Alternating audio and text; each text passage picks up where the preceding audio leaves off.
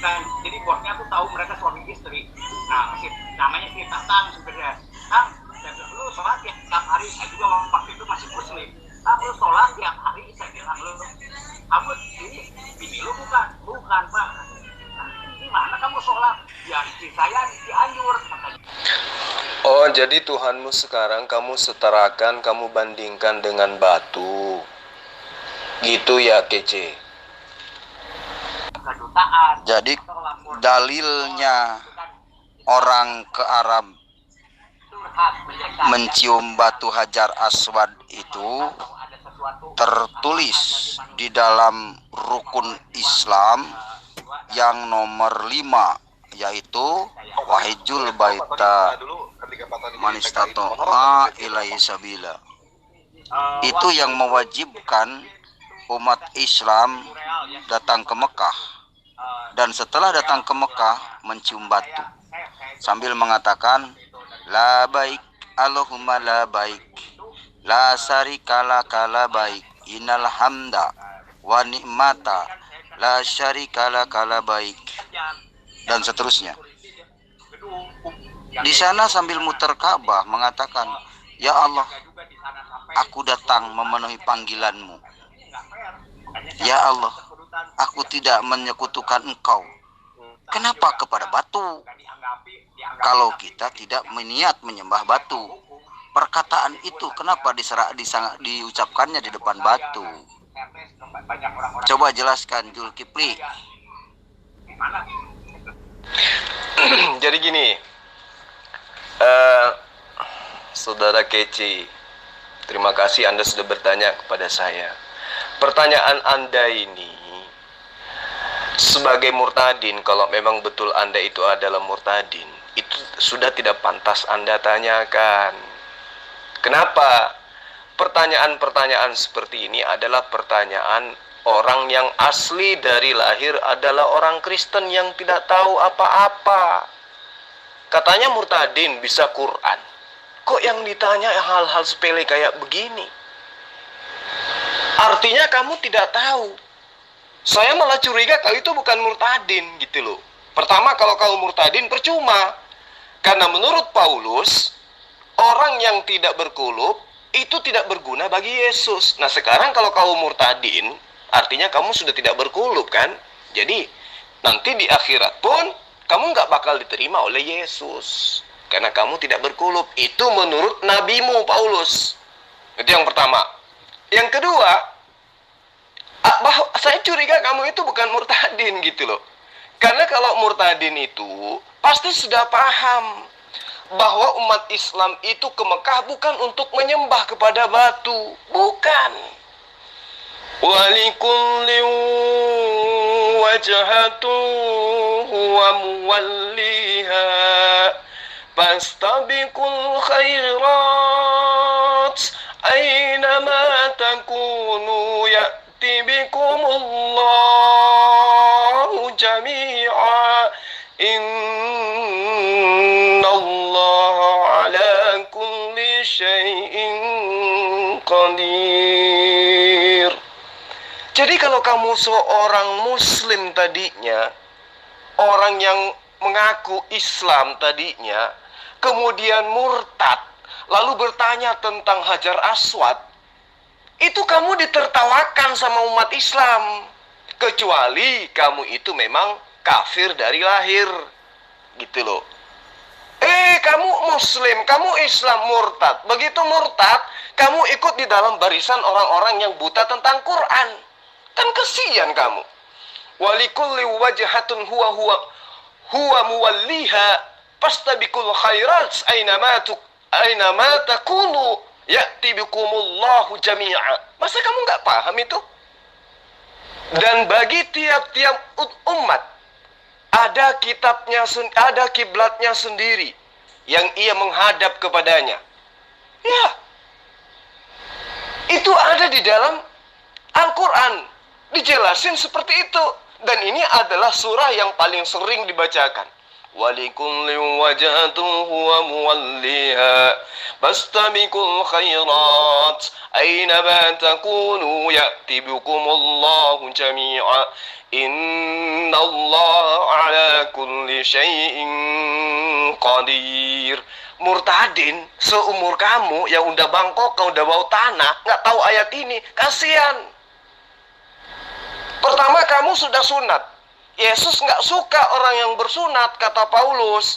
Sesungguhnya aku Paulus mengatakan kepada kamu, jika kamu bersunat, Yesus Kristus tidak berguna bagi kamu.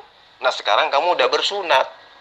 Supaya kamu berguna bagi Yesus, kamu sambung tuh kulupmu.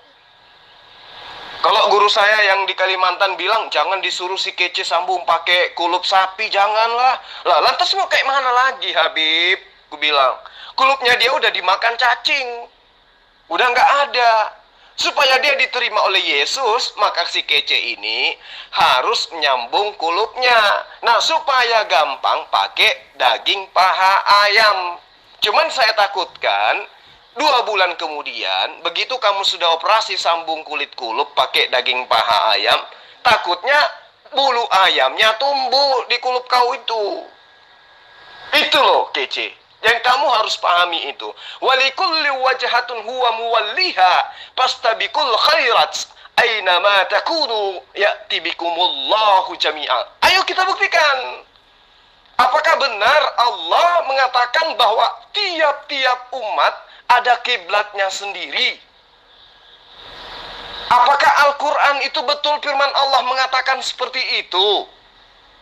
Atau hanya Rasulullah Muhammad SAW itu yang mengaku-ngaku, ya, bahwa di dalam Al-Quran dikatakan seluruh umat-umat terdahulu memiliki kiblat sendiri, atau memang ada di dalam kitabnya orang Yahudi? Gitu loh. Ini yang perlu kamu pahami dengan baik. Ingat, Kece, berdialog dengan saya harus tuntas loh. Ngerti kamu? Ya, berdialog dengan saya harus tuntas.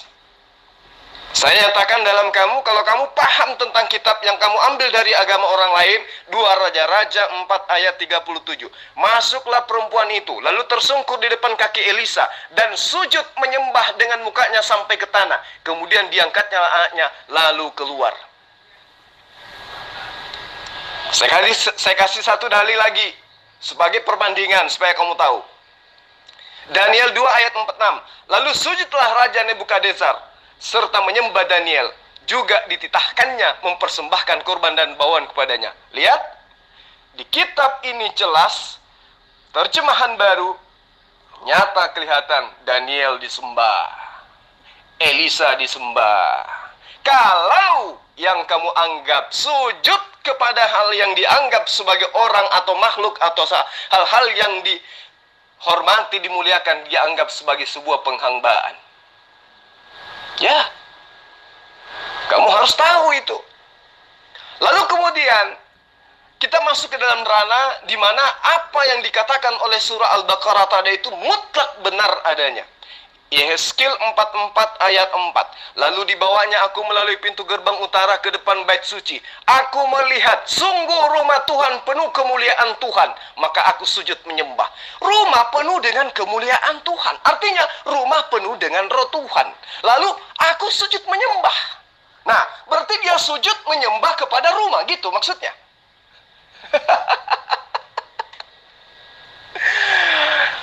Jadi, aduh, gimana ya ngajarin orang buta kayak kamu. Di Markus 13 ayat 1. Ketika Yesus keluar dari bait Allah, bait suci, Baitullah, seorang muridnya berkata kepadanya, "Guru, lihatlah betapa kokohnya batu-batu itu dan betapa megahnya gedung-gedung itu." Ini menunjukkan bahwa bait suci itu memang tempat bersujud. Jadi kalau kamu katakan, kamu berdiri dalam barisan orang-orang yang menghujat Baitullah, mengatakan umat Islam itu datang ke Mekah menyembah kepada Mekah, kepada batu Hajar Aswad. Itu levelmu, ya, itu levelmu di Islam hanya level anak bayi yang baru belajar berjalan. Saya itu berharap kamu itu sebagai seorang murtadin, kalau benar kau adalah seorang murtadin, bahas masuk ke dalam ilmu nahwu, ilmu sharaf, ilmu balaghah, tafsir. Lah ini nyembah Ka'bah. Murtadin bisa molen kamu itu. Ya. Kalau kita melihat kamu itu tidak ada ilmu sama sekali, Kece. Tidak ada ilmu sama sekali. Di dalam 2 Tawarik 5 ayat 1, maka selesailah segala pekerjaan yang dilakukan Salomo untuk Baitullah.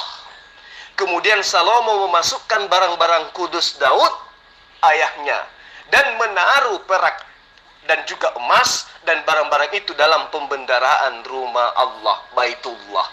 Berarti menurut kitab yang kalian rampok dari Bani Israel, Baitullah itu sudah ada dari sejak dulu. Makanya Al-Quran mengatakan seperti itu. Walikulli wajhatun huwa muwalliha fastabiqul khairat aynama takunu ya'ti bikumullahu jami'a innallaha ala kulli syai'in qadir. Al-Quran sungguh maha benar, coy. Maha benar Allah dengan segala firman-Nya. Nah, sekarang saya mau tanya samamu. Kamu tidak berkuluk, Yesus tidak berguna bagimu. Apa solusi yang akan kamu ambil? Mau pakai paha ayam atau pakai kulit sapi? Bisikin saya dong. Zulkifli kan sampai saat ini belum menemukan ayat Muhammad bin Abdullah di Al-Quran. Jadi ya soal kalau dengar nama saya langsung dipolitisir terus. Yang lain nyerang saya, dia khotbah di temannya langsung dijelek-jelekan, Muhammad kece kabur. Di sini orang Indonesia mengagung-agungkan orang. Itu makanya saya bilang, Kece, saya curiga kamu itu bukan murtadin, tetapi sudah kafir dari lahir. Atau paling tidak, kamu itu memang dulunya Islam, tapi pernah menjadi TKW. Loh, kok TKW? Ya bisa jadi. Jadi TKI, entah di Arab Saudi kah atau di mana, sehingga kamu itu bisa sedikit ngaji. Karena hal-hal seperti ini pun kamu jadikan sebagai materi untuk mencari celah di dalam ajaran agama Islam. Kamu menolak Al-Quran karena curiga Al-Quran itu tidak diwahyukan kepada Rasulullah Muhammad SAW, disebabkan oleh karena apa? Karena kamu buta Quran. Lalu supaya orang Islam itu tertipu, kamu katakanlah bahwa Muhammad bin Abdullah tidak disebutkan di dalam Al-Quran. Lah, kalau memang tidak disebutkan bin Abdullah, apa yang ingin kamu tahu dari sana? Apa sebabnya kemudian kau ingin tahu? Apa alasannya? Kalau Abdullah itu tidak disebutkan di dalam Al-Quran, emang ada apa? Kalau kamu mau saya ajarin, bilang bagaimana cara membuktikan bahwa Al-Quran itu diwahyukan kepada Rasulullah Muhammad SAW bin Abdullah. Kan kemarin saya sudah menjawab kepada Anda, belum ada manusia yang pernah bernama Muhammad SAW. Kalau mengenal sifatnya, mengenal ciri-cirinya, mengenal tanda-tandanya, itu memang sudah dikenal di dalam kitab-kitab terdahulu. Bahkan pendeta Bukhairah, ya, Waraqah, Siti Khadijah, yang konon ceritanya mereka itu belum menerima Islam secara kafah, sudah melihat Rasulullah, lantas mengatakan inilah Muhammad yang telah dinubuatkan di kitab-kitab sebelumnya. Berarti yang dimaksud daripada Muhammad di kitab-kitab sebelumnya itu adalah sifat, watak, tabiat, kepribadiannya dia. Tapi kalau untuk supaya lebih jelasnya, Coba kamu baca. Tapi gimana ya bilangnya? Kamu mau dibilang murtadin, terus kamu kembali mau menyerang Islam dikarenakan kamu paham Islam, tapi buktinya kamu buta Islam. Bagaimana kemudian saya bisa mengatakan kamu buta Islam? Karena kamu mencari Rasulullah Muhammad SAW benarkah bin Abdullah. Kamu lupa di dalam Al-Quran itu ada surah Al-Lahab. Kalau kamu memang betul murtadin yang paham Al-Quran, maka kamu malu untuk mempertanyakan ini. Kenapa? Karena Abu Lahab itu pamannya Muhammad. Ya, di dalam surah Al-Lahab, jelas ayat-ayat di dalamnya menceritakan tentang sosok seseorang yang bernama Abu Lahab. Dan beliau itu termasuk salah satu paman dari Nabi Muhammad SAW. Nama aslinya adalah Abdul Uzza bin Abdul Muttalib. Itu yang perlu kamu pahami. Nama Uzza mengambil dari sebuah berhala yang disembah-sembah pada masa jahiliyah. Lalu mengapa beliau dipanggil Abu Lahab, wahai kece? Kenapa dia dipanggil Abu Lahab? Lalu kemudian dilenggengkan namanya di dalam Al-Quran. Karena Abu Lahab itu memiliki wajah yang sangat putih. Jadi Abu Lahab paman Rasulullah Muhammad SAW itu ya adalah peminum khamar, orangnya keras, kasar, gampang marah, mempunyai hati keras dan sebagainya. Inilah yang menyebabkan surah Al-Lahab ini diwahyukan. Surah Al-Lahab ini adalah ancaman yang pedih terhadap Abu Lahab yang telah menyakiti siapa? Ponaannya sendiri yang bernama siapa? Muhammad. Muhammad yang mana? Bin Abdullah pastinya. Karena Abdullah dan Abu Lahab saudara. Berarti ketika berbicara Abu Lahab, sekiranya kamu paham Quran, wahai meme kece, maka kamu tanpa dikatakan bin Abdullah pun kamu sudah paham. Karena di dalam Al-Quran itu, ketika Nabi Muhammad SAW suatu hari mengajak orang-orang masuk Islam, lalu dari belakang ada laki-laki berwajah cerah, rambutnya kepang, matanya juling, lalu berkata, sesungguhnya dia Muhammad adalah pemeluk agama baru dan lagi pendusta. Maka turunlah surah Al-Lahab yang mengancam bahwa beliau akan kekal di dalam neraka. Tabbat yada abi lahabin wa tabba ma agna anhu maluhu wa ma kasab sayasla naran zata lahab وامرأته حمالة الحطب في جيدها حبل من مسد. Jadi ayat ini jelas sekiranya kamu itu paham bahwa ayat ini adalah ancaman yang keras, janji Allah yang akan ditepati oleh Allah tentang pamannya Muhammad bin Abdullah. Kenapa? Karena di situ yang diceritakan adalah Abu Lahab. Binasalah kedua tangan Abu Lahab dengan sebenar-benarnya kebinasaan. Tidaklah berguna baginya harta serta apa-apa yang dia usahakan. Kelak dia akan masuk ke dalam api neraka yang bergejolak. Dan juga begitu pula istrinya pembawa kayu bakar, yaitu penyebar fitnah. Di lehernya ada tali dan sabut yang dipintal. Nah, ini kamu harus pahami dengan baik. Bagaimana sih cara penafsiran ayat ini? Masa sih seorang meme kece yang sekarang berupaya untuk menjatuhkan Islam tidak sampai ilmunya ke sini? Kan kasihan. Kasihan kali. Ya.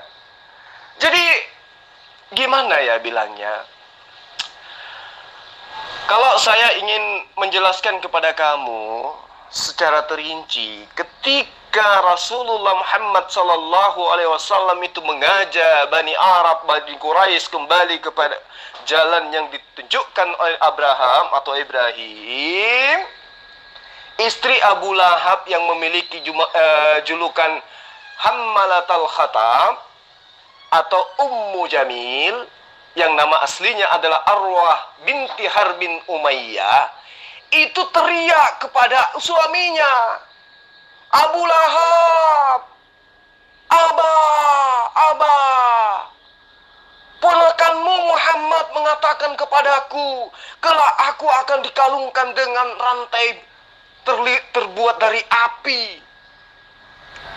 terbuat dari duri.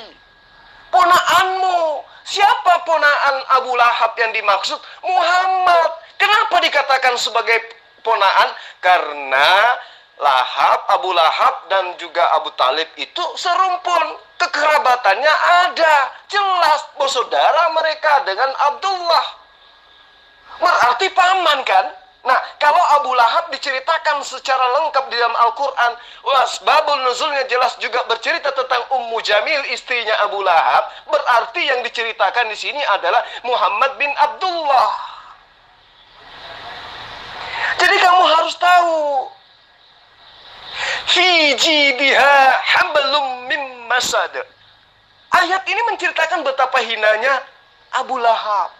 Ibnu Jarir menjelaskan, bahkan ilmu tafsir yang lain pun, ulama-ulama tafsir yang lain pun menjelaskan bahwa istri Abu Lahab memiliki sebuah kalung yang sangat mewah dan mahal. Kemudian dia berkata, sesungguhnya saya akan jual kalung ini untuk biaya memusuhi Muhammad sallallahu alaihi wasallam.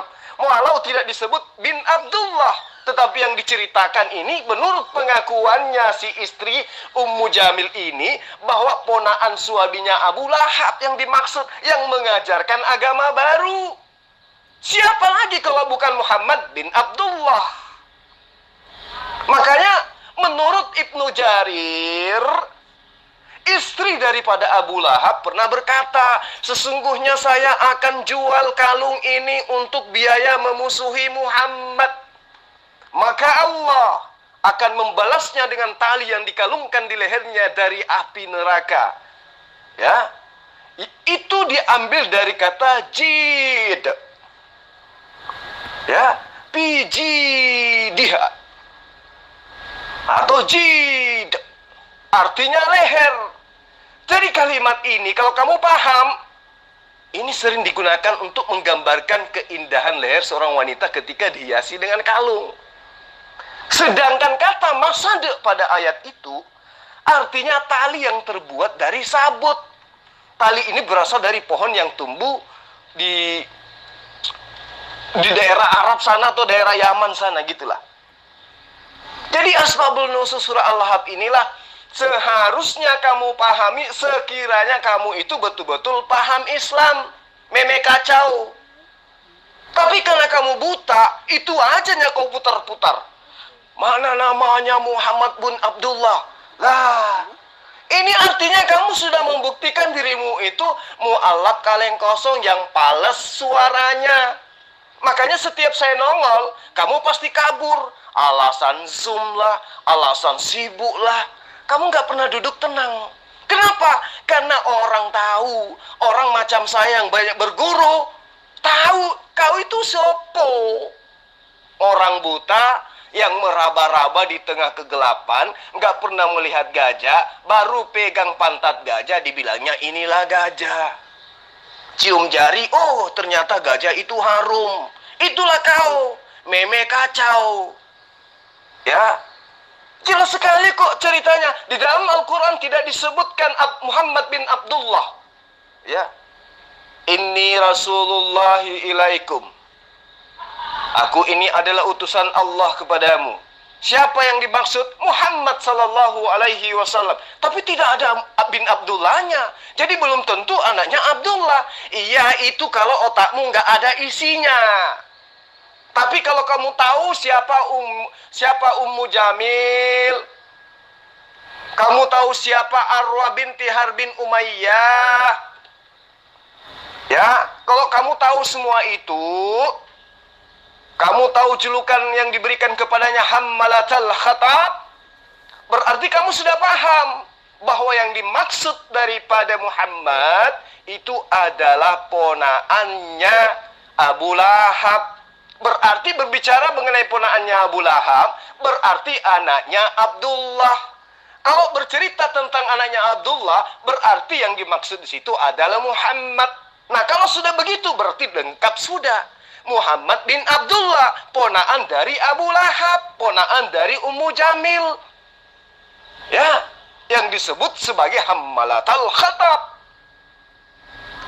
Itu yang perlu kamu pahami, sang pembawa kayu bakar. Ya, jadi kalau kamu mau kabur, pakailah etika yang baik. Meme kacau, sampai kiamat pun kalau saya masih hidup, kamu akan tetap saya kejar dengan materi-materi yang kau angkat sendiri. Materi yang kau angkat kemarin, yang ku dengar kau dialog dengan teman saya. Kamu membahas tentang wudhu. Murtadin bahas wudhu. Astagfirullahaladzim. Nah, sekarang saya kembalikan kepadamu. Rasulmu, Nabimu Paulus mengatakan, jika kamu berkulub, jika kamu tidak berkulub, Yesus Kristus tidak berguna bagimu. Nah, sekarang kamu mau kemana? Mau kembali ke Islam, kamu udah terlanjur murtad. Kamu masuk Kristen, lah kamu tidak berkulub. Kayak mana itu? Ayo, atau ikuti saran saya aja. Pakai daging paha ayam. Gimana meme kacau? Ini adalah spin, ya. Patung yang berbentuk kepala manusia dan berbadan singa sebagai penjaga makam. Ya. Hanya saja kita lihat di sana hidung sphinx ini mengalami kerusakan. Kini potongan hidung ini konon disimpan di museum di Inggris. Ya. Lalu kemudian setelah beberapa hari di sini, tentu kita menyelesaikan seluruh ziarah di Kairo ini. Ya, kita ada 3 hari 2 malam, ya misalnya begitu. Ya, kita juga mengunjungi Sungai Nil. Nah, ini sungai terpanjang di dunia dan sangat lebar. Coba sahabat-sahabat dengarkan bagaimana kemudian seorang meme kece yang lagi berdebat, tetapi justru merekam pembicaraan orang kemudian di-up di grup ini.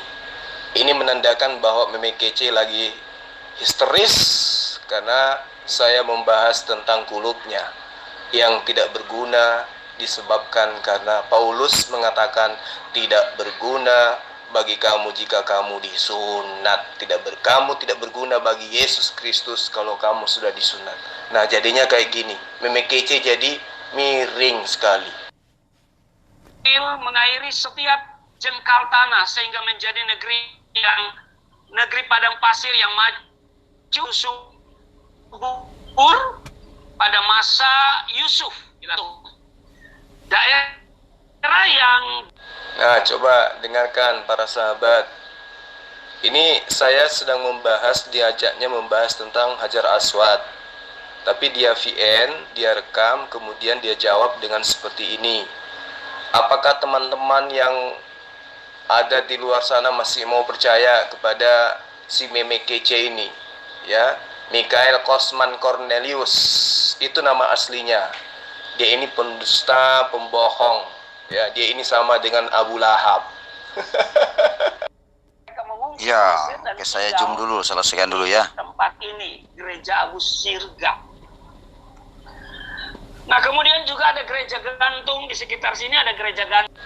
Kamu tidak usah up di grup kalau kamu lagi Zoom. Itu malah memperlihatkan bahwa kamu itu sengaja kabur dari saya. Mikhail Kosman Cornelius yang mengaku Muhammad kece, manusia berkulub, yang ngaku-ngaku sudah disunat.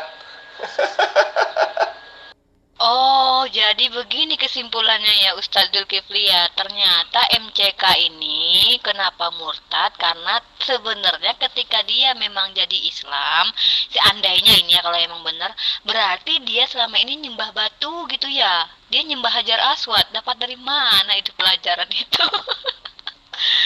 Pantesan dia berubah dari nyembah batu ke nyembah manusia. Pantesan murtad. Lagian siapa itu yang ngajarin kalau Islam itu menyembah batu? Lucu kadang sama MCK ini gitu loh. Ya, emang kelihatan nggak punya ilmunya sih dia. Hari ini dia tanyain nama bapaknya Nabi Muhammad harus tertulis di dalam Al-Quran. Besok-besok kayaknya dia mau bertanya siapa nama tetangga Nabi Muhammad ketika beliau hidup di Mekah dan itu harus tertulis di Al-Quran. Aduh, kebodohan. Kadang itulah mungkin karena kitab Kejadian Ustazul. Karena di situ kan ketika Tuhan menciptakan manusia dengan keadaan telanjang, menurut Tuhan itu baik. Justru ketika Adam mengetahui mempunyai rasa malu malah diusir. Mungkin gara-gara ayat itu, Ustaz. Benar sekali Adek Rifa. Jadi si Meme Kece ini atau Mikael Kacau ini sebenarnya kalau dia pun Islam dulunya, dia murtad itu karena ekonomi. Lalu kemudian yang dijadikan sebagai acuan pembenaran keimanannya sekarang itu adalah tanggapan bahwa akan datangnya sosok bernama Roh Kudus. Padahal andai saja dia itu orang terpelajar, maka yang dia harus tahu sebelum dia murtad, dia kaji dulu kitab yang akan diimani sebagai kitab suci. Pertama, di dalam pengajaran Nabi Yesus atau Nabi Isa yang kita tahu, ia akan menginsapkan ini ciri-ciri penolong yang datang setelah Rasulullah Isa alaihissalam atau Yesus. Ia akan menginsapkan dunia, mengajarkan tentang dosa, penghakiman, dan kebenaran. Dan kalau dia datang, kata Yesus, maka dia akan menginsapkan dunia. Ya, akan dosa, akan kebenaran, dan akan penghakiman. Itu yang pertama. Yang kedua, sang penolong ini datang setelah Yesus pergi. Jadi penghibur itu tidak akan datang kepada dunia ini sebelum Yesus itu pergi. Berarti yang dimaksud di sini bukan Roh Kudus. Karena Roh Kudus yang ada di dalam kitab mereka adalah malaikat Jibril. Roh Kudus adalah makhluk yang suci. Nah, kemudian yang ketiga, ia akan memimpin ke dalam kebenaran. Sosok yang datang setelah Isa, setelah Yesus, adalah sosok yang akan memimpin ke dalam seluruh kebenaran. Dan ini yang keempat, sosok penolong ini tidak akan berkata-kata dari dirinya sendiri. Dia tidak akan berkata-kata dari dirinya sendiri. Berarti sosok yang datang ini bukan Tuhan. Berarti kalau bukan Tuhan dan Roh Kudus itu adalah Tuhan, berarti bukan Roh Kudus, tetapi sosok yang lain. Ini yang tidak dipahami oleh Mikael Kacau. Kelima, sosok penolong yang datang setelah Yesus itu akan memuliakan Yesus. Kata Yesus di dalam Yohanes 16, ia akan memuliakan aku. Nah, Roh Kudus, apakah memuliakan Yesus dengan mengatakan Yesus itu adalah Tuhan? Tidak, justru menghinakan Yesus. Layaknya sekarang, ketika wakil presiden sekarang ini dipanggil presiden, meskipun presiden itu adalah jabatan tinggi, tetapi Pak Kiai, siapa namanya? Yang wakil presiden, lupa saya. Nah, dipanggil presiden, pasti dia akan tersinggung karena dia cuma wakil gitu loh. Apalagi kalau dia hanya seorang guru dipanggil Tuhan. Berarti itu tidak dimuliakan tetapi dihinakan. Bukti daripada sosok yang datang itu kemudian adalah mendudukkan Yesus sebagai Rasulullah, mendudukkan Yesus sebagai Nabiullah, mendudukkan Yesus sebagai manusia yang diselamatkan oleh Allah, tidak pernah dibunuh, tidak pernah diseret, tidak pernah ditampar, tidak pernah mati, tidak pernah dipantek sama orang-orang Yahudi dan juga Romawi, nggak pernah. Kata Yesus, kalau dia datang, dia akan memuliakan aku. Bukan sebaliknya, menghinakan aku dan mengatakan aku terkutuk, mati terkutuk di atas tiang salib. Tidak, tetapi dia akan memuliakan aku. Nah, keenam yang tidak dipahami oleh Mikael Kacau, ia akan mengajarkan segala sesuatu. Nah, Rasulullah Muhammad SAW dengan perangkat Islamnya mengajarkan semua hukum-hukum apapun itu. Dialah yang akan mengajarkan segala sesuatu kepadamu dan akan mengingatkan kamu akan semua yang telah kukatakan kepadamu. Jadi apa yang dinubuatkan oleh Yesus tidak lain dan tidak bukan adalah Dia yang telah memerintahkan kita sujud menghadap ke Ka'bah. Yang dibilang memang kacau itu kita nyembah Ka'bah. Gitu loh. Nah, kemudian Yesus yang mereka tuhankan mengatakan Sang Penolong itu akan melakukan pekerjaan seperti Yesus. Apa itu? Syahadat, sunat, sujud kepada Allah, bertaubat kepada Allah, puasa, bersedekah. Kan kata Yesus, bahkan lebih besar dari apa yang aku lakukan. Kata Yesus dalam Yohanes, Ia akan melakukan juga pekerjaan-pekerjaan yang aku lakukan. Bahkan pekerjaan-pekerjaan yang lebih besar daripada apa yang aku lakukan. Dengan penjelasan ini, Dinda, jelas bahwa orang yang dimaksud akan datang setelah Yesus terangkat itu bukanlah Yesus yang datang dalam rupa roh, tetapi yang datang itu adalah sosok lain daripada Yesus. Sehingga jika kita kembalikan kepada nubuatan akan datangnya ajaran memerintahkan kita sujud menghadap ke Ka'bah, penyembahan yang dilakukan di dalam atau mengikuti aturan dan tata cara roh dan kebenaran itulah yang tersimpul di dalam Al-Quran. Tetapi saatnya akan datang dan sudah tiba sekarang bahwa penyembah-penyembah benar akan menyembah Bapa dalam roh dan kebenaran. Sebab Bapa menghendaki penyembah-penyembah demikian. Bukan penyembah-penyembah seperti mereka yang diinginkan oleh Bapa, tetapi penyembah dalam kebenaran. Kebenaran itu maksudnya apa? Menyembah dengan kaidah-kaidah, menyembah dengan rukun-rukun, menyembah dengan hukum-hukum. Mau sholat, wudhu. Kalau dia kena najis, wudhu lagi. Kalau dia junub, harus mandi junub. Kalau dia mau masuk di bait suci, buka sepatu, buka sendal, harus cuci tangan. Sama seperti nabi-nabi terdahulu. Itu yang diajarkan oleh Yesus. Nah, bagaimana dengan roh? Dengan ikhlas.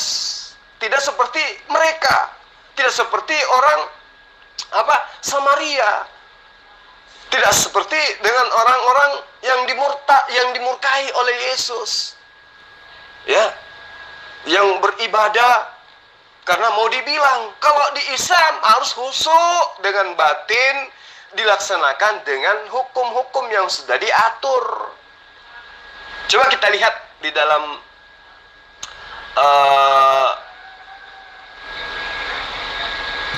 di dalam Yohanes itu dikatakan bahwa penghibur itu tidak akan datang kepadamu, tetapi jikalau aku pergi, hal itu diperlakukan dengan ungkapan Yesus selanjutnya bahwa jawab perempuan itu kepadanya, aku tahu bahwa engkau adalah Mesias yang akan datang, yang disebut juga Kristus. Apabila ia datang, ia akan memberitahukan segala sesuatunya kepada kami. Kata Yesus kepadanya, akulah dia yang sedang berkata-kata dengan engkau. Di sini ayat ini, di ayat 26 atau ayat 25 dari Yohanes ini, kalau saya tidak salah ya, akulah dia, maksudnya akulah Mesias itu yang sedang berkata-kata denganmu. Di sini di ayat ini Yesus mengaku sebagai Mesias, bukan sebagai roh kebenaran, bukan sebagai roh penolong yang lain yang akan datang setelah dia.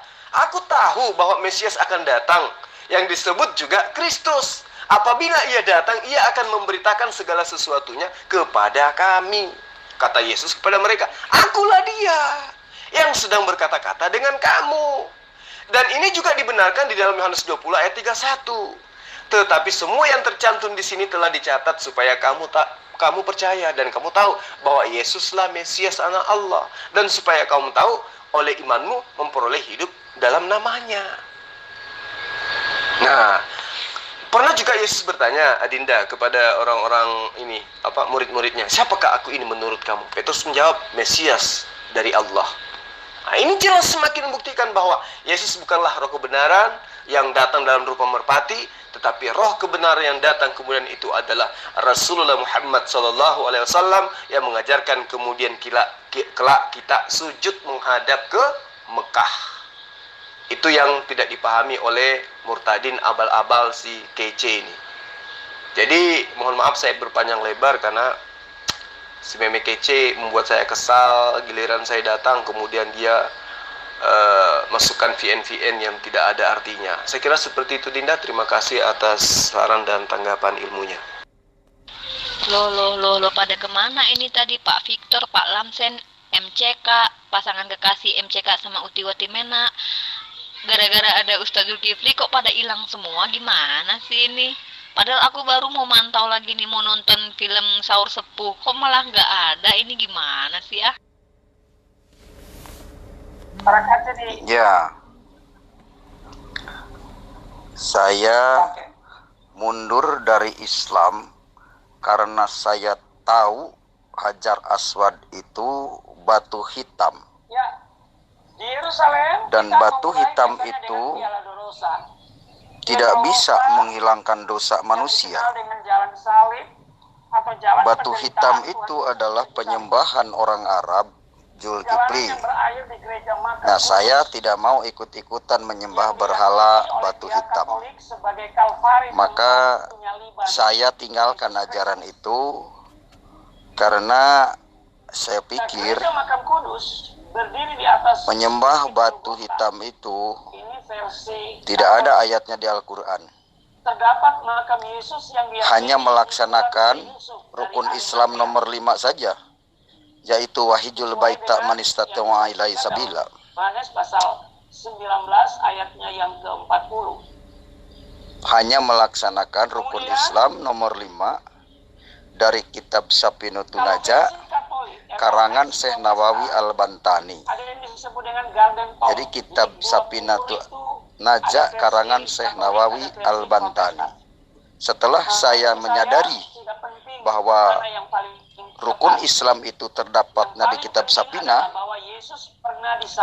kitab karangan Syekh Nawawi, maka saya tinggalkan ajaran itu karena tidak ada harapan.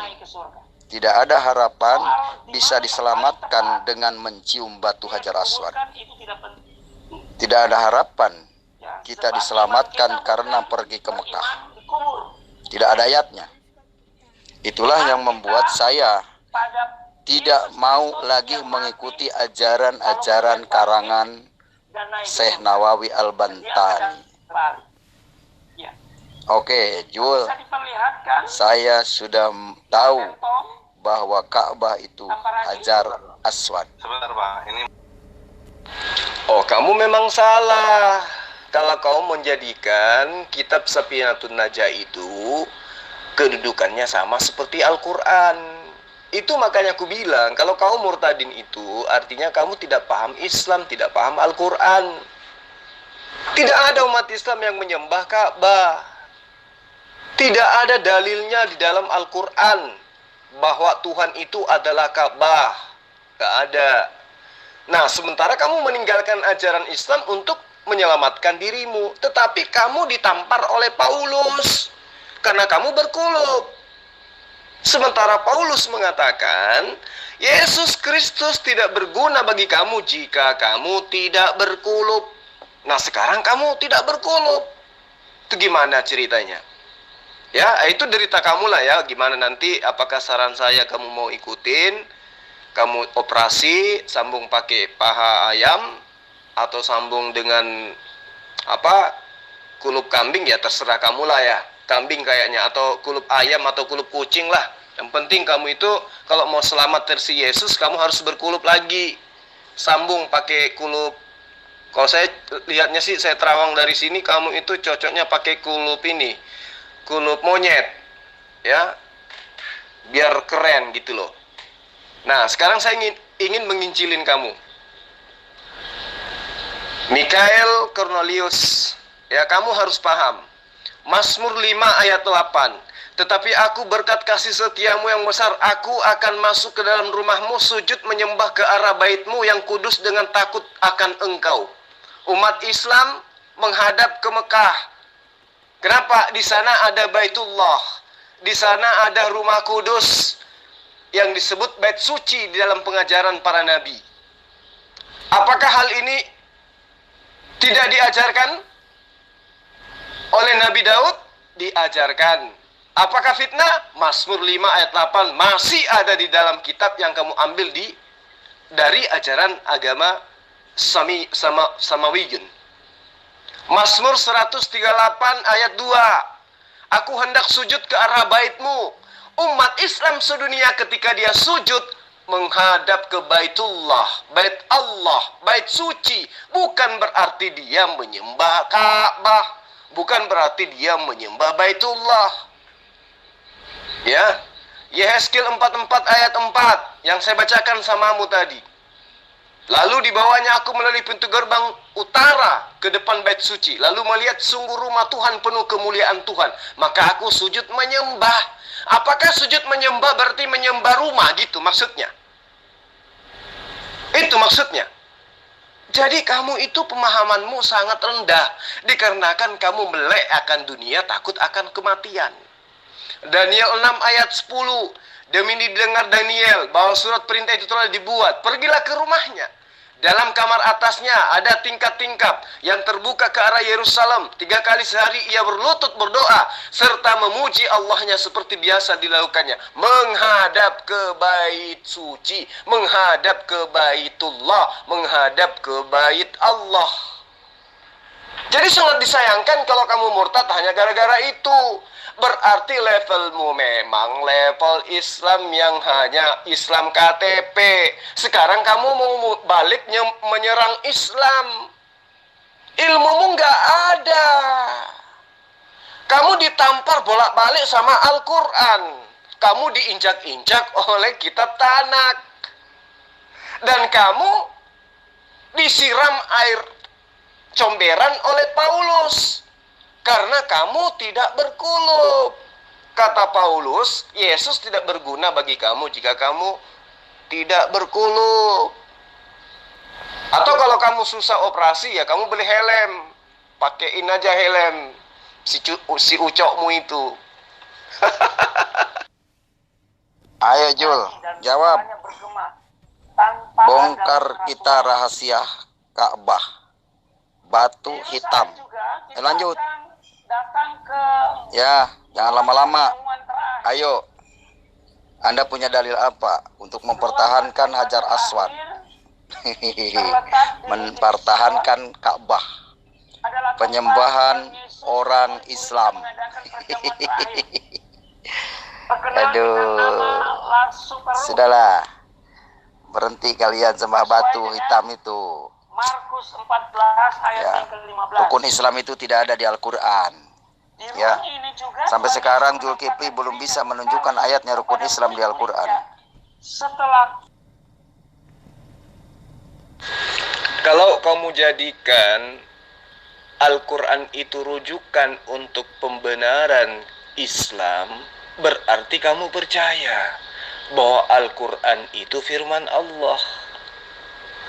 Al-Quran itu firman Allah. Menurutmu, ternyata di dalam kitab firman Allah tidak ada rukun Islam. Murtad berarti kamu percaya Al-Quran. Padahal yang dikatakan rukun Islam itu adalah hal-hal yang harus dimiliki seseorang baru boleh disebut sebagai seorang Islam. Tapi ilmumu lagi-lagi nggak sampai ke sana. Kamu hanya membahas tentang Hajar Aswad, batu hitam. Lah, bagaimana dengan nabi-nabi terdahulu yang memiliki tugu? Dan tugunya itu tidak terbuat dari plastik, tapi terbuat dari batu. Ya. Nubuat Yesaya 35.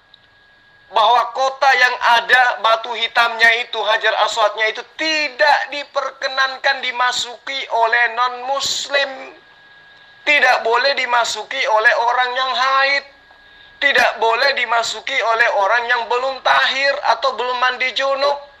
Dilarang masuk ke kawasan Masjidil Haram orang yang berkulub. Dan itu di mana? Ayo. Di dalam Yesaya 35 ayat 8, di situ akan ada jalan raya yang akan disebutkan jalan kudus. Orang-orang yang tidak tahir tidak akan melintasinya, dan orang-orang pandir tidak akan mengembara di atasnya. Itu digenapi di mana? Di Medan, di Danau Toba sana, di Karo, atau di Patikan gitu maksudnya. Kemudian dikatakan dengan jelas dalam Yesaya 62 ayat 12. Orang akan menyebutkan mereka dengan bangsa kudus, orang-orang tebusan Tuhan, dan engkau akan disebutkan yang dicari, kota yang tidak ditinggalkan. Itu digenapi oleh yang mana? Kota mana? Yunani. Ya, Yesaya 60 ayat 17. Sebagai ganti tembaga aku akan membawa emas, dan sebagai ganti besi aku akan membawa perak. Sebagai ganti kayu tembaga dan sebagai ganti batu besi aku akan memberikan kedamaian, damai sejahtera. Apa damai sejahtera itu? Islam dan keadilan yang akan melindungi dan mengatur hidupmu. Islam yang akan dijadikan untuk mengatur hidup manusia. Itu nubuatannya jelas di Yesaya 60 ayat 17. Kalau yang dikatakan damai sejahtera itu apalagi kalau bukan Islam? Kristen pengikut Yesus, bukan damai sejahtera. Yang damai sejahtera itu Islam. Kamu murtadin kan? Berarti kamu pasti tahu Islam itu artinya damai sejahtera. Dan itu sudah dinubuatkan di Yesaya 60 ayat 17. Gimana toh? Jadi kamu itu murtad karena fulus, atau memang kamu itu sudah kafir dari kecil, dari lahir. Yesaya 60 ayat 11. Pintu-pintu gerbangmu akan terbuka senantiasa, baik siang maupun malam, tidak akan tertutup, supaya orang dapat membawa kekayaan bangsa-bangsa kepadamu. Sedang raja-raja mereka ikut digiring sebagai tawanan. Itu digenapi oleh kota mana, oleh bangsa apa, dan di mana? Pintu-pintu gerbangmu akan terbuka, baik siang maupun malam tidak akan tertutup, supaya orang-orang dapat membawa kekayaan bangsa-bangsanya masing-masing datang kepadamu. Itu di mana?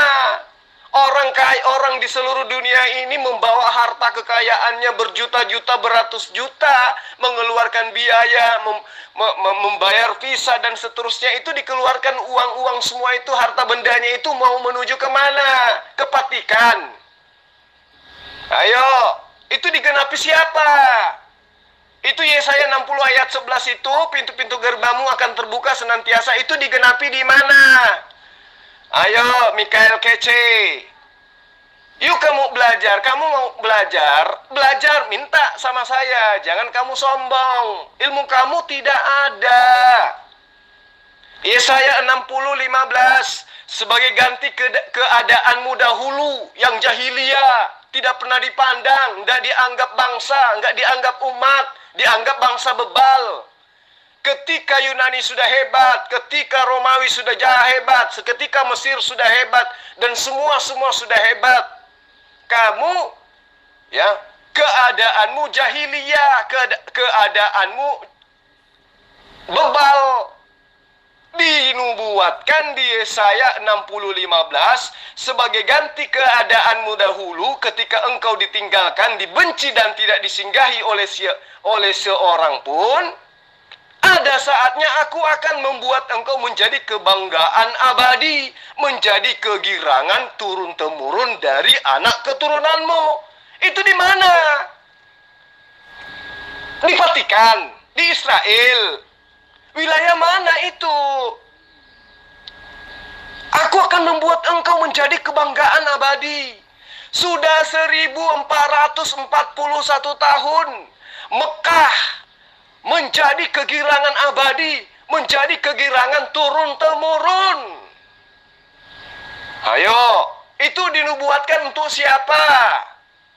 Manado, Gorontalo, Papua, gitu maksudnya. Vatikan, Roma, Yunani, atau di mana nih ceritanya? Jadi kalau kamu itu punya ilmu, kamu tidak mungkin murtad. Pertama, kamu sudah tidak berkulub dan tidak berguna bagi Yesus. Kedua, yang yang dinubuatkan di dalam seluruh kitab para nabi itu adalah Mekah, Rasulullah Muhammad SAW, Islam, Islam, Islam, Islam, damai sejahtera, damai sejahtera, damai sejahtera. Yesus ketika datang kepada muridnya, apa kata dia? Di dalam Lukas 24 ayat 36, Islam bagi kalian semua. Itu sesaat sebelum Yesus terangkat ke langit, diselamatkan oleh Allah melalui malaikat-malaikatnya. Nah, nubuat itu semua dari siapa yang menggenapi? Coba meme kece. Yesaya 60 ayat 7, segala kambing, segala domba, segala kedar akan terhimpun kepadamu. Domba-domba, jantan, nebayot akan bersedia untuk ibadahmu. Semuanya akan dipersembahkan di atas mezbahku sebagai korban yang diperkenankan kepadaku, dan aku akan menyelamatkan bait keagunganku. Itu digenapi oleh siapa? Idul Adha itu digenapi di mana? Hari Raya Idul Kurban itu siapa yang punya? Ayo, kamu mau lari kemana kamu? Kamu itu orang tersesat. Di Kristen kamu nggak diterima. Yang menerima kamu itu pendetanya, umatnya, supaya ada mereka itu kumpul-kumpul perpuluhan untuk mengenyangkan pemimpin-pemimpinnya, imam-imam mereka. Tetapi secara konsep iman, konsep agama, kamu ditolak karena kamu tidak berkulub. Kecuali kamu operasi, gitu loh. Sambung kembali dengan kulubmu, cari 60 tahun yang lalu kulubmu itu kamu taruh di mana. Pasang. Supaya kamu berguna bagi Yesus Kristus menurut nabimu Paulus. Karena ini terang, Yesaya loh yang menubuatkan segala binatang akan dipersembahkan untuk Mekah. Segala binatang dipersembahkan untuk perayaan Idul Adha yang dirayakan di mana? Di Mekah. Bukan di Vatikan, bukan di Roma. Jadi otak kau itu harus dicuci supaya kamu itu sehat, gitu loh. Yesaya 60 ayat 6, sejumlah besar onta itu di mana? Akan menutupi daerahmu, itu di mana? Unta-unta muda dari Median, dari Eva, mereka semua akan datang dari Sheba, akan membawa emas dan kemenyan, serta memberitakan perbuatan maksud Tuhan. Itu dinubuatkan, lalu kemudian digenapi di mana? Meme kece. Ya, jadi kalau kau berbicara hajar aswad, jadi hitam karena mengampuni dosa, itu kamu tuyul. Karena di dalam Islam itu berbuat baik, mengambil duri dari jalan supaya orang tidak tertusuk duri, juga menghapus dosa. Jadi duri itu juga Tuhan, gitu maksudnya. Orang berpuasa sunat itu di dalam Islam juga mengampuni dosa, menggugurkan dosa. Jadi puasa itu juga Tuhan, gitu maksudnya. Jadi yang dinilai di dalam penyembahan kepada Allah, ketika orang berjuang untuk meraih Ka'bah, untuk mencium batu hajar aswad, yang dilihat bukan hajar aswadnya, yang dilihat itu adalah niatnya, gairahnya, keinginannya, ketaatannya menyembah kepada Allah. Karena yang memerintahkan adalah Allah. Sama ketika di dalam Imamat ayat 11 ayat 7, jangan engkau makan babi, karena itu haram bagimu. Yang salah bukan babinya. Babi itu tidak salah, tetapi yang salah adalah yang makan babi. Karena sudah dilarang jangan makan babi, tetap makan babi. Apakah babi berdosa? Tidak. Yang berdosa yang makan. Karena Allah sudah mengasihi rukun-rukun, sudah mengasihi syariat. Jangan kamu makan babi karena itu haram bagimu. Kamu makan ya haram, kamu berdosa, babinya tidak. Sama ketika diperintahkan datang ke Ka'bah. Ketika datang ke Ka'bah, apa yang kami katakan? Kami telah datang memenuhi panggilanmu. Bukan Ka'bah yang memanggil, tapi Allah yang menyeru kepada kami agar kami datang ke Baitullah.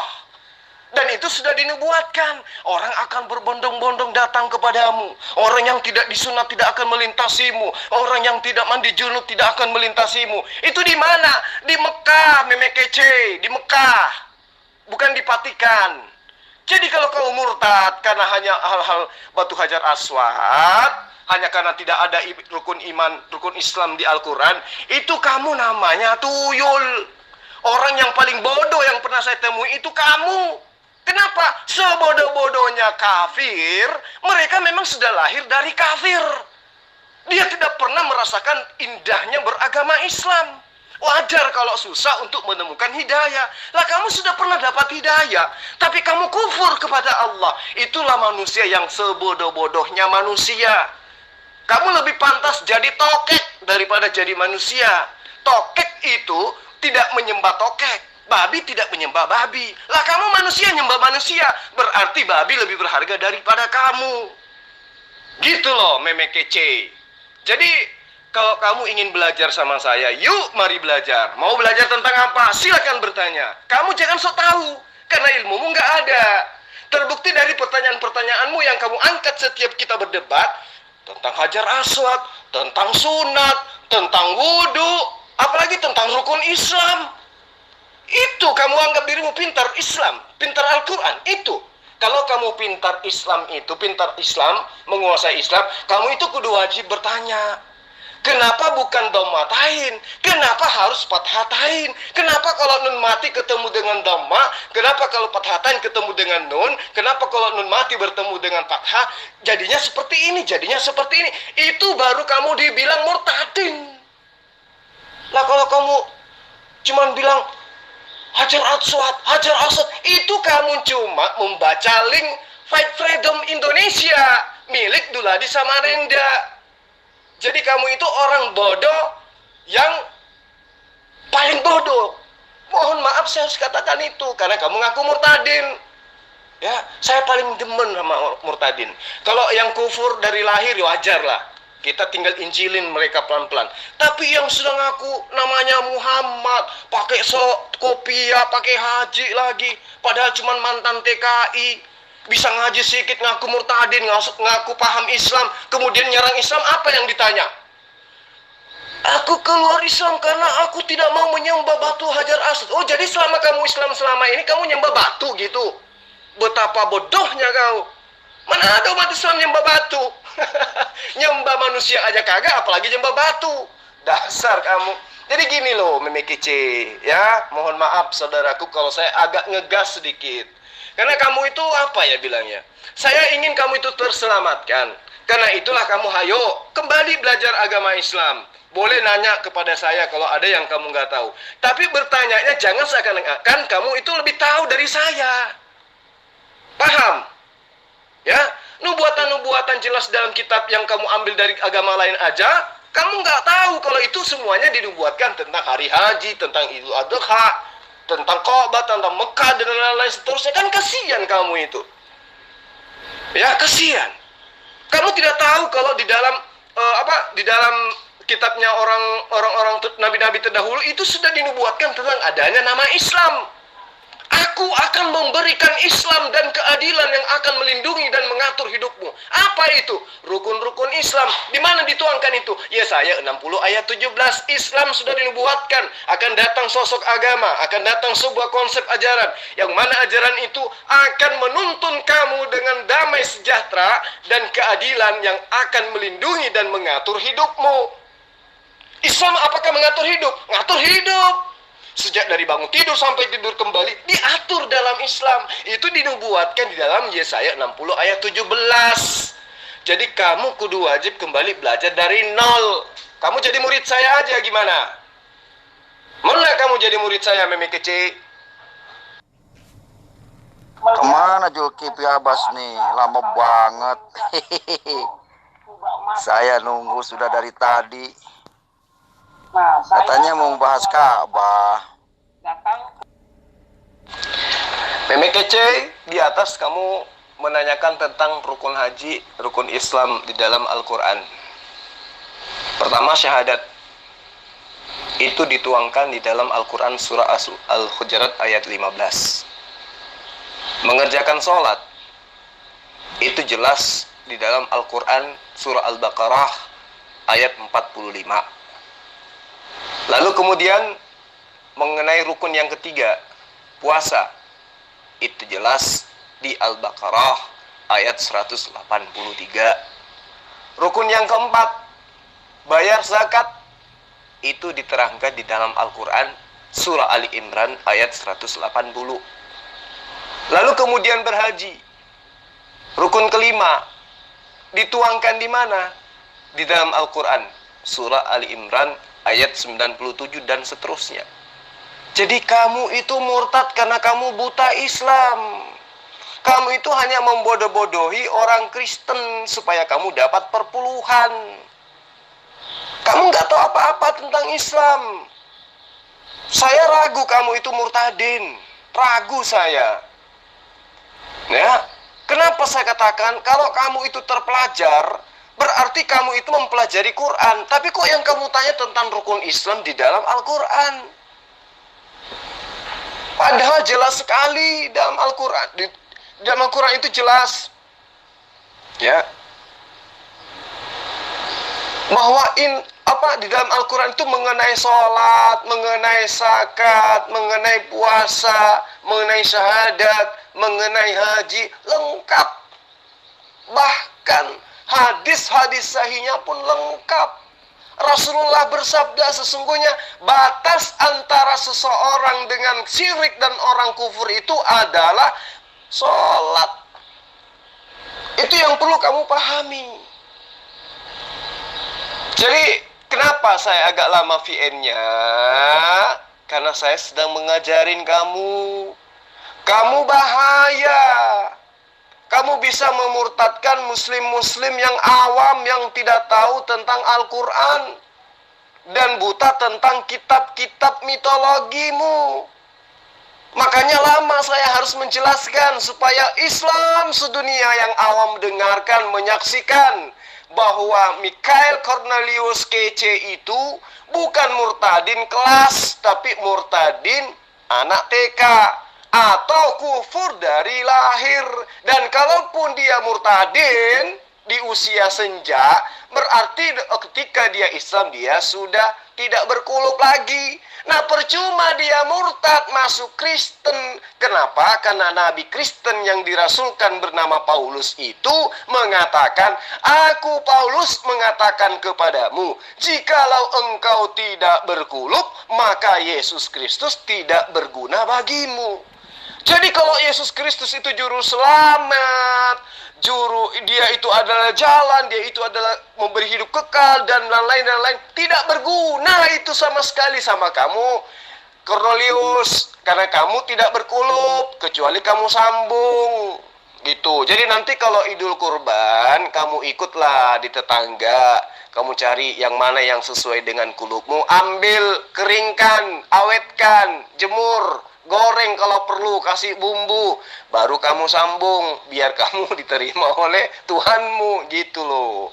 Ya, nah sekarang pertanyaan saya ulang samamu, mau nggak kamu jadi muridku, Meme Kece? Bukan begitu cara menjawab. Kamu ini berbicara tanpa arah, ya. Bicara itu harus punya arahan dan tujuan. Yang tidak perlu diomongkan nggak usah. Itu justru malah mempertunjukkan kebodohan.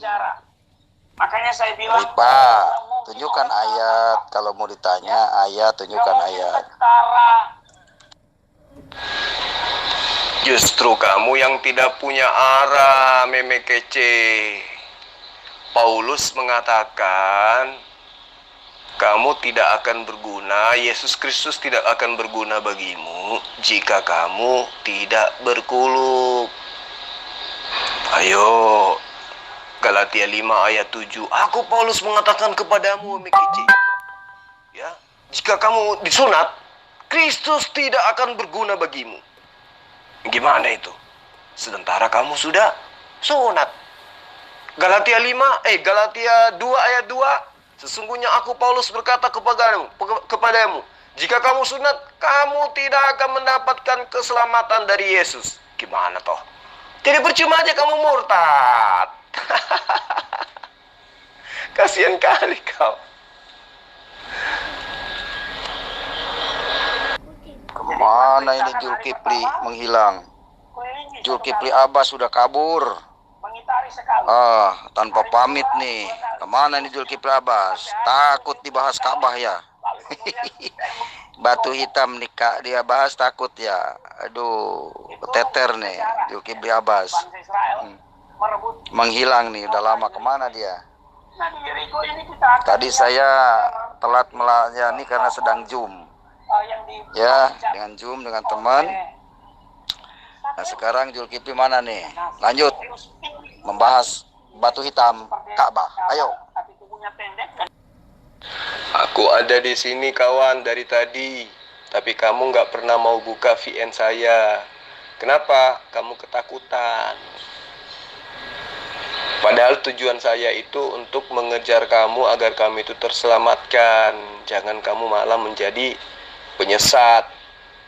Coba kamu lihat di dalam Kejadian 28 ayat 18. Keesokan harinya pagi-pagi Yakub mengambil batu yang dipakainya sebagai alas kepala dan mendirikan batu itu menjadi tugu dan menuang minyak ke atasnya. Yakub mengurapi batu yang dijadikan sebagai bantal. Yakub, kamu tahu Yakub kan? Seorang nabi yang bergulat melawan Tuhanmu dan kalah Tuhanmu itu. Yakub itu adalah buyutnya Bani Israel. Ya, sudah memberikan contoh, mengambil batu yang tadinya dipakai sebagai alas kepala, dijadikan bantal, kemudian didirikan untuk menjadi tugu. Tugu itu apa? Ka'bah, kiblat. Lalu apa yang dilakukan oleh Yakub? Menuangkan minyak ke atasnya. Berarti mengurapin batu bantalnya yang dijadikan sebagai batu penjuru atau batu tugu atau batu Ka'bah. Itu kalau kamu belajar. Kejadian 28 ayat 22, dan batu yang kudirikan ini sebagai batu tugu akan menjadi rumah Allah. Dari segala sesuatu yang engkau berikan kepadaku akan selalu kupersembahkan 1/10 kepadamu. Jadi Yakub mengambil batu yang jadi bantal tersebut menjadi batu tugu untuk menjadikannya sebagai Baitullah. Jadi kau mau ngejar Hajar Aswad itu kayak mana? Sementara Yakub juga punya Hajar Aswad. Dia juga punya batu. Gimana itu? Kejadian 31:45, kemudian Yakub mengambil sebuah batu dan didirikannya menjadi tugu. Buat apa tugu itu? Untuk dijadikan sebagai Baitullah. Di mana dikatakan itu? Kejadian 28 ayat 22. Batu yang kudirikan ini sebagai tugu akan menjadi Baitullah. Apa itu Baitullah? Ka'bah. Paham? Belum paham juga sampai situ. Kejadian 31:51. Selanjutnya kata Laban kepada Yakub, inilah timbunan batu dan inilah tugu yang kudirikan antara aku dan engkau. Jadi Laban dan Yakub membuat sebuah bangunan berupa timbunan batu. Kemudian mereka sujud menyembah menghadap tugu atau bait tersebut. Kejadian 31 ayat 52. Timbunan batu dan tugu inilah menjadi kesaksian bahwa aku tidak akan melewati timbunan batu ini mendapatkan engkau, dan bahwa engkau pun tidak akan melewati timbunan batu dan tugu ini untuk mendapatkan aku dengan berniat jahat. Berarti timbunan batu itu menjadi saksi. Berarti batu Hajar Aswad itu cuma sebagai saksi. Di mana dikatakan itu? Kejadian 31 ayat 52.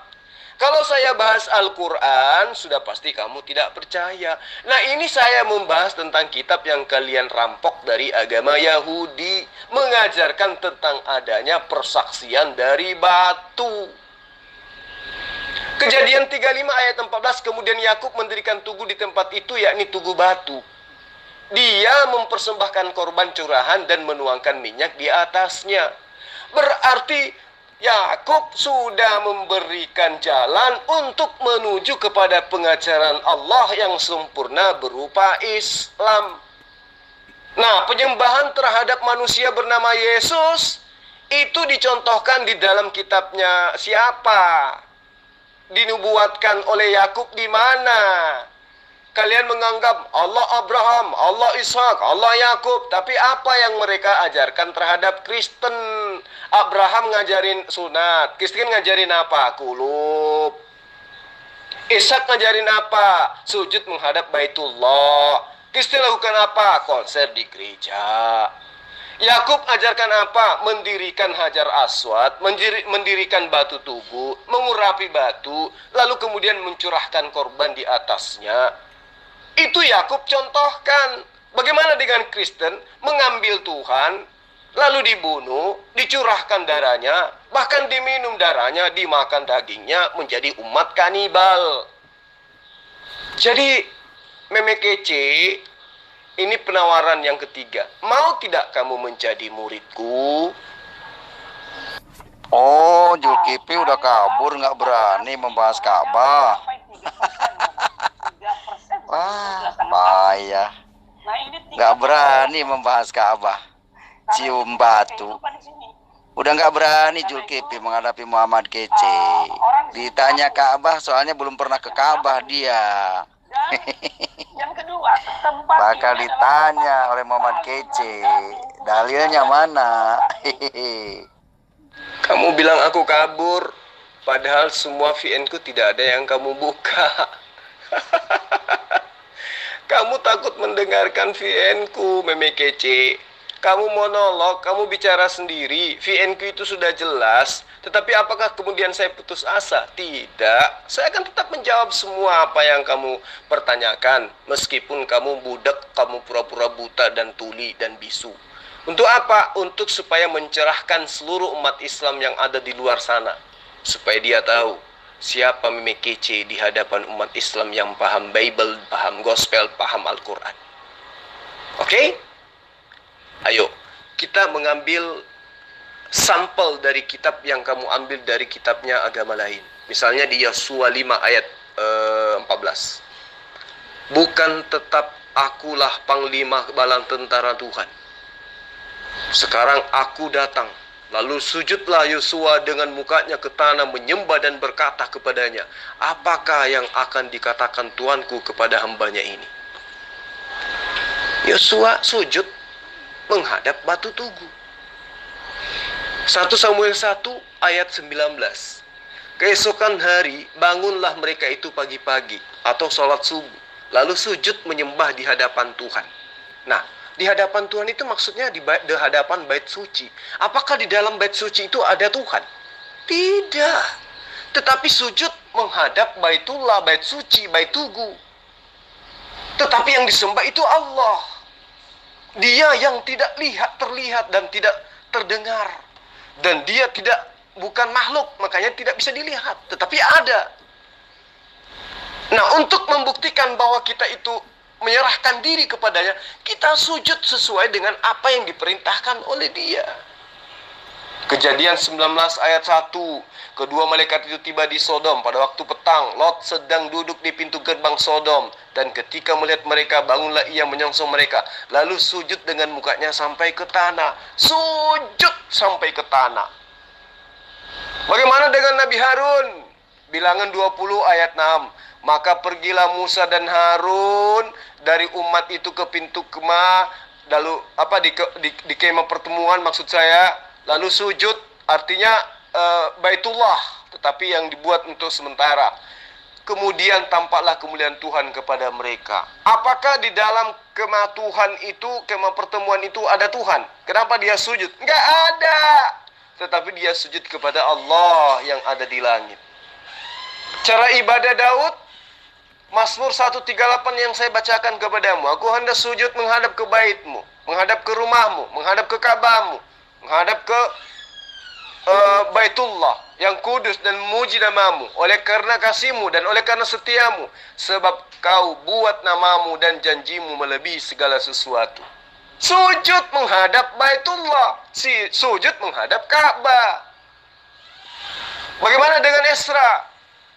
Esra 10 ayat 1. Sementara Esra berdoa dan mengaku dosa sambil menangis dengan bersujud di depan rumah Allah, berhimpunlah dia kepada jemaah orang Israel yang sangat besar jumlahnya, laki-laki, perempuan, dan anak-anak, dan orang-orang itu menangis keras-keras. Berarti dari sejak dahulu, dari sejak zaman Nabi Esra, orang-orang itu berhimpun berjamaah bersama-sama, rame-rame, besar-besaran jumlahnya, baik laki maupun perempuan, anak-anak maupun orang tua. Mereka menangis meraung-raung sekeras-kerasnya, sujud menghadap Baitullah. Berarti itu sudah dicontohkan dari zaman Esra. Tidak konser di gereja, tetapi menghadap ke kiblat, menghadap ke Ka'bah, menghadap ke Baitullah. Mereka datang berbondong-bondong. Di mana dinyatakan itu? Kitab Esra 10 ayat 1. Lalu bagaimana dengan Yehezkiel? Apakah konser kayak Meme Kece? Tidak. Tadi saya sudah bacakan Yehezkiel 44 ayat 4. Lalu di bawahnya, aku melalui pintu gerbang utara ke depan bait suci. Aku melihat sungguh rumah Tuhan penuh kemuliaan Tuhan. Maka aku sujud menyembah. Jadi Yehezkiel melihat Baitullah, kemudian dia sujud menghadap ke rumah Allah. Menyembah siapa? Menyembah Allah, bukan menyembah batu. Lalu Daniel gimana? Daniel 6 ayat 10. Demi didengar Daniel bahwa surah perintah itu telah dibuat, pergilah ia ke rumahnya. Di dalam kamar atasnya ada tingkap-tingkap yang terbuka ke arah Baitullah, ke arah Yerusalem. 3 kali dalam sehari dia berlutut, dia bersujud, berdoa memuji Allah, menghadap ke Baitullah. Jadi semuanya itu sudah dipraktekkan oleh nabi-nabi terdahulu. Bagaimana dengan Abraham? Kejadian 17 ayat 3. Lalu sujudlah Abraham dan Allah berfirman kepadanya. Jadi Rasulullah, Abraham pun bersujud. Menghadap kemana? Menghadap ke Baitullah. Musa gimana? Musa juga melakukan hal yang sama. Di mana dinyatakan itu? Keluaran 34 ayat 8. Musa berlutut ke tanah lalu sujud menyembah kepada Allah. Berarti ketika dia sujud, berarti dia menghadap kepada oknum. Apakah oknum yang disujudi itu adalah Allah? Bukan. Begitulah Ka'bah, begitulah Mekah. Lalu bagaimana dengan Yesus? Apakah juga dia memiliki Baitullah? Sujud. Betul. Diterangkan di mana? Matius 26 ayat 37 sampai 39. Maka Yesus membawa Petrus dan kedua anak Zebedeus sertanya. Maka mulailah ia merasa sedih dan gentar. Lalu katanya kepada mereka, hatiku sangat sedih sepertimu, mati rasanya. Tinggallah di sini dan berjaga-jagalah denganku. Maka majulah Yesus, lalu sujud dan berdoa kepada Allah dengan berkata, ya Allah Tuhanku, jikalau sekiranya mungkin biarlah cawan ini berlalu daripadaku. Tapi janganlah seperti yang ku kehendaki, melainkan seperti yang engkau kehendaki. Yesus dan nabi-nabi lain sudah mempraktikkan sujud menghadap ke Baitullah. Bagaimana dengan Kristen? Oplosan 212. Cara seperti biasa orang Kristen pergi ke gereja pada hari Minggu. Di sana mereka melakukan paduan suara. Ya, mereka membawa lagu oplosan. Tepuk tangan untuk Tuhan. Jadi Meme Kece, ya sekali lagi saya tawarkan kepadamu, maukah kamu menjadi muridku?